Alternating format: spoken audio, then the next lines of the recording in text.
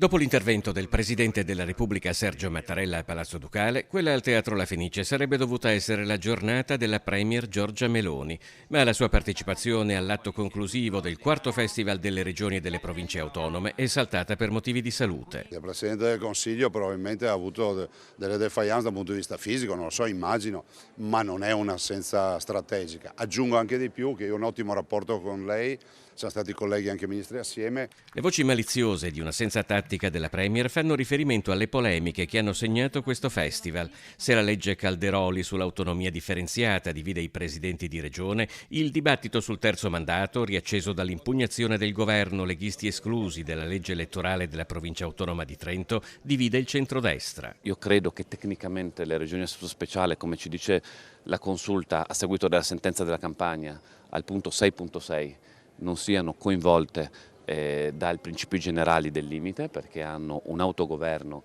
previsto dagli statuti, dopodiché la consulta ci darà una risposta.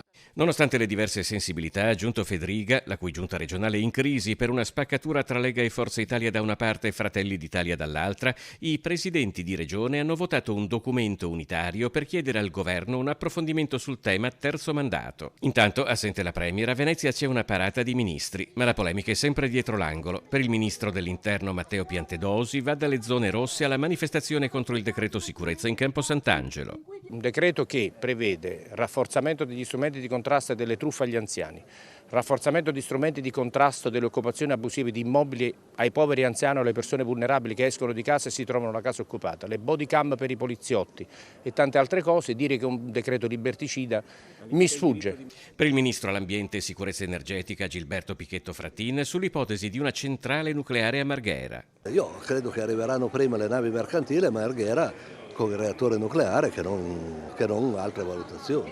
Persino polemica dentro la Fenice sulla paga di soli 70 euro lordi agli orchestrali per 2 giorni di lavoro per incidere l'inno di Mameli in occasione del 2 giugno. Luigi Brugnaro si è offerto di devolvere una parte del suo stipendio da sindaco. Però non voglio aprire varchi che poi non sembra che fanno gli accordi sindacali con i soldi del sindaco, perché è tutto così, capito? Basta dare no, uno si prende il braccio. Però certamente risolvere questa cosa ci provo, insomma.